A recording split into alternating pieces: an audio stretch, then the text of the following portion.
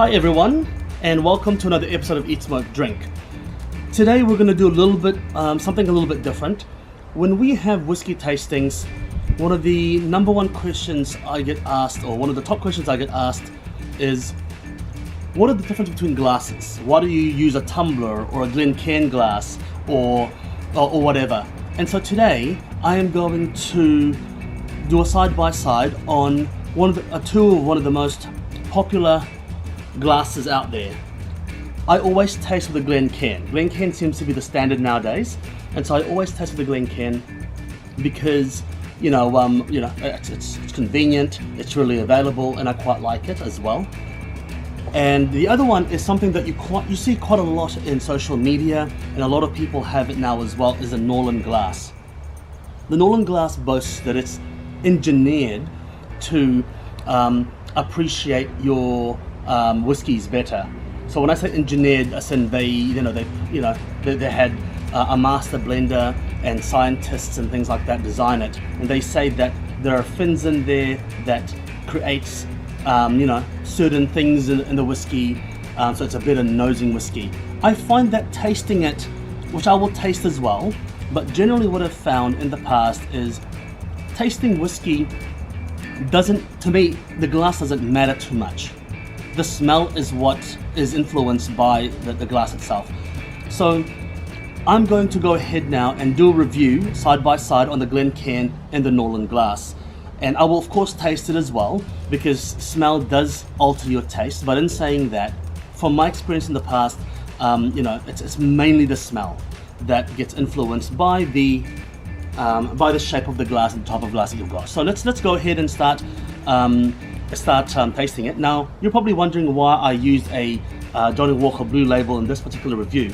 The reason why is because I didn't want to use something too heavy, too peaty, or too sweet. I wanted to use something that had hidden aromas in there that I know will have it in there, that, relatively complex, but not too complex, because I want to see if the glass will get those finer flavors out of a particular whiskey. So, if you have a Revieiw or if you have an Ardbeg, well, what's the point? There's not much point if you have an Ardbeg or or something heavy, because you'll smell everything anyway, right? Regardless, you can use a plate and you'll get something out of it. But I want to use something with a little bit more kind of subtleties in the whiskey that isn't just going to stick out and hit you in the face. So that's why I'm using the Johnnie Walker, the Blue Label. I'm not advocating it as an awesome whiskey. Don't get me wrong. If you've seen my other review previously. But it's actually, I think it's a good one to use because of the nature of the whiskey itself. So let's get sniffing. I'm going to give it a chance to evaporate a little bit in there. Okay, not evaporate, but like warm up on the sides. Now, I find that when you're swirling whiskey, don't do it over too much, not too vigorously, but just vigorous enough to get the legs on there. So what I'm going to do is I'm going to try and do a close-up of the legs. Okay. Can you see those legs? Yep. So you can see the Glencairn glass. It's not crystal, it's glass. You do get the crystal edition, but which I've used, but the normal glass itself does develop legs. It sticks to the side. It's developing. Okay, it's trickling down. You can see, and you can get that aroma through. It's relatively low ABV. So that's why I chose that as well, because then you don't get that alcohol burn on your nose, and you can really see what it brings out. Okay, so that does. Look, this is a good, trusty, reliable glass here. You can see it developing legs. You can smell the whiskey. Now let's look at the Norland Glass. The Norland Glass is apparently glass. It's double walled, so you don't heat up the whiskey too much. Contrary to popular belief, people think, oh, you got to heat up the whiskey. You do if it's really, really cold. If it's sub-zero degrees, you got to bring it up to room temperature. But you don't have to heat up the whiskey. So the beautiful thing about this is that it's got a double wall, insulated, so you don't actually heat up the whiskey. Okay, so now I'm gonna swirl this. There we go. So it's a bit of a strange thing. You can tell it's glass. You can tell it's a form of glass. I don't know what kind of glass it is. It's probably not quite crystal because they have just released a crystal edition of this. But when you swirl it, you can actually see, when you swirl it, you can see it sheets away from the glass. It doesn't form legs at all. Okay, let's give it a sniff. The problem I have with the Glencairn glass, with the Norland glass, is that because it sheets away, it doesn't give the whiskey time to evaporate and let off some fumes and let off some smell. So when I smell that, I struggle to nose it. Okay, I'll be completely honest. There's not much you can get from that. I mean, if you go like this and try to catch it while it's dripping down, you can get some scent. But my problem with this is it sheets down and you get a few droplets here and there. You're not getting the full, or the proper evaporation of the alcohol and the particulates. And so, nosing it, you might as well nose it out of a bottle. That's what I'm thinking. I can smell it from the whole of the bottle, the same from this. So apparently this is designed for nosing whiskey and appreciating whiskey. I'm going to be completely honest, it looks beautiful. This glass looks absolutely exceptional. Look at that. I mean, you know, it looks absolutely beautiful. You can't fault it on that. But when it comes to nosing, I think it's inferior to the Glencairn, hands down. If someone said to me, what do you think of the Norland Glass? I'll say Glencairn. It's just much cheaper and it noses much better. So let's give it a taste.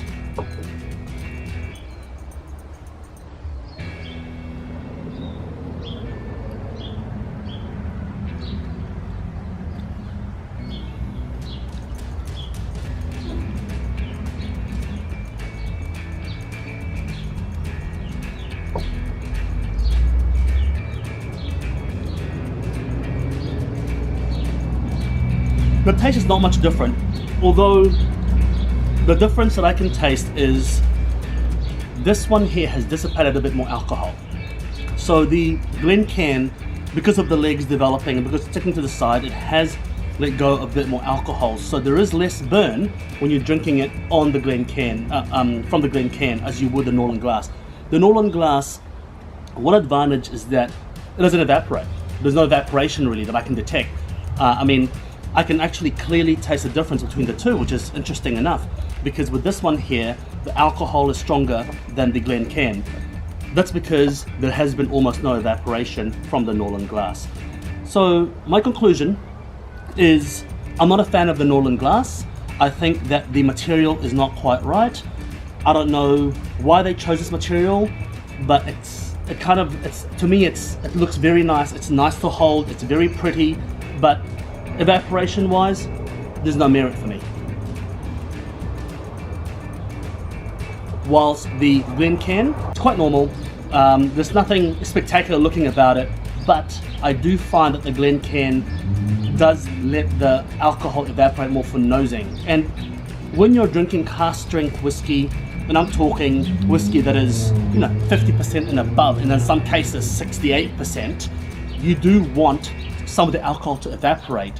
One, because you want to tame it down a little bit, but two, when you're nosing, without evaporation, you don't get much smell, right? So what you're smelling is the evaporation and the bits of whiskey coming out to your nose. So I would say, if someone was to say to me, which one would you like? I would say, get the Glencairn, forget about the Norland Glass, until I try a Norland Glass that lets it develop legs and evaporate properly and so I can smell it. Then there's not much smelling to do there. It's like, nothing's really coming out. So thank you for watching.